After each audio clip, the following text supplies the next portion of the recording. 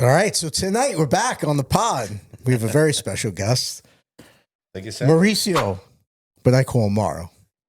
All my friends call me Mauro. Do they? Yeah, you can call me. Welcome to the show, Mauro. Welcome to the show. Thank you, guys. Thank you. Welcome Thanks to for the having show. me. So Mauro, we go back long time, and I was psyched to have him on here because he's in the same industry as me. So Cool. I have a ton of questions for him. The name of his company, Estimate Experts. And what they do is they write these estimates for all guys like myself, like people in the insurance industry, contractors, restoration companies. Like, who else is a big client? Restoration companies, roofing companies, all type of contractors. We find from plumbers, roofers, guys that they just do painting and drywall. We do all So type it's of not estimates. it's not just insurance industry. Mostly insurance. Let's say community knows us very well for that. That's kind of our strongest muscle. Insurance, claim management, and Xactimate, which is basically kind of the key word here. Got it. But many contractors use it also for retail, and it keeps actually growing in the industry. Right now, you find mortgage companies validating Xactimates, banks, house flippers, property management, also wanting to have these estimates on Xactimate. So tell me a little bit. I know we could talk for hours, which will probably be on here tonight because it's a lot to cover. But briefly, give me a little introduction of what the company actually is, where you see it going, where it came from, your vision, how you grew it as a business standpoint.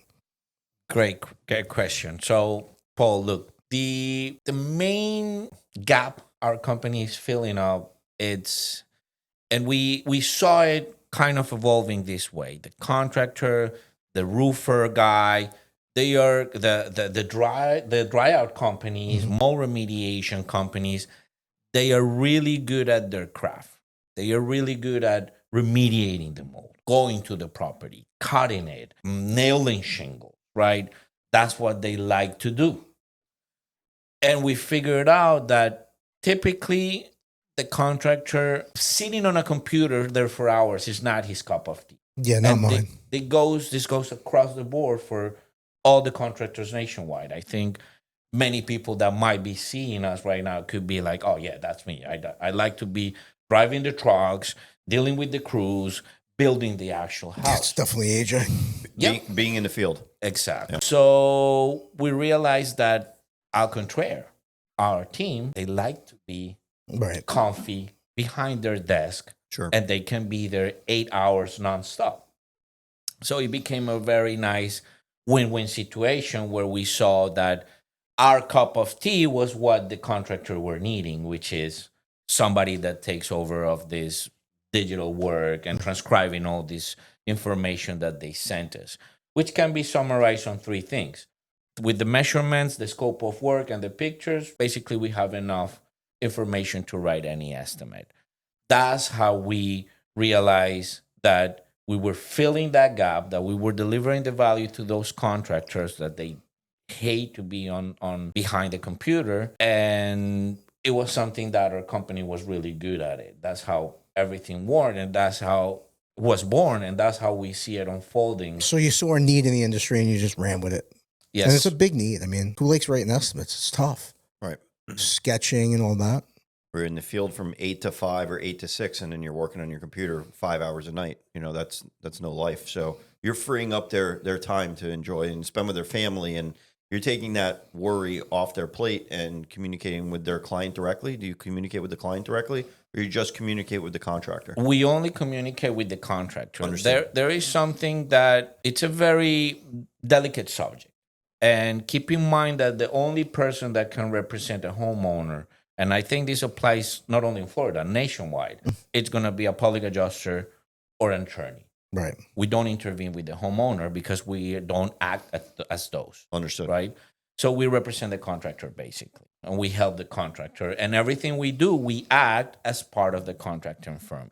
That's interesting, actually. So they're your client. The contractor's your client, not the homeowner. Not the homeowner. The contractor's client is the homeowner. They deal with the contractor. Right. Exactly. It's a good point. I mean, and the contractor will be the one dealing with the homeowner directly. Obviously, The contractor being our customer, we look after them. Right. We make sure the contractor is the one that actually gets paid at the end. And we try to protect them on any way we find. I can cite probably cases where we detect that a contractor didn't have a contract with that homeowner and he was already spending money with us. So at that point, we suggest them like, hey, make sure you get protected and you sign a contract with the homeowner, because it can happen that the homeowner gets paid and doesn't hire them. And then they end up spending $200-$300 on the estimate. So Right. it's not a good position for the contractor to be. Gotcha. Yeah, that's not a good one. So you have the question, so I'll let you run with Well, it. do you have any question off the top of No, your head? I mean, oh. I know I wrote down a ton of them. I want to get that off my plate. No, I'm saying on the phone. I don't have them on my phone. I know, but did you write down questions? No, we could edit this I out. have them. Yeah. his What are you question- editing? Why do you always want to edit? I'm just reminding you that you have the questions in front of you. I understand. I have them right here. Okay. Would you like me to pass you the phone? No, I'm fine. Oh. You're just you're in space. You're- No, I'm not in space. It's an interesting point though, because as a business standpoint, and it brings us back into like just the podcast about service-based, Sure. Clients and referral networks, and you build spotlighting the service-based industry. As a business owner, as a roofer, you either are going to hire a company like him, pay a ridiculous salary to an in-house employee that maybe doesn't justify it if you don't have enough work, or you're doing it yourself. Right. And as any business owner, they can't do it themselves. It's Right. impossible. We've tried it. It doesn't work. No, I know when I got my roof done, I was every time they had to send me something, they seemed aggravated, because they had to draw it up, right? So I'm still waiting for my, the final work and everything, so I can get it to my wind mitigator before he does a report,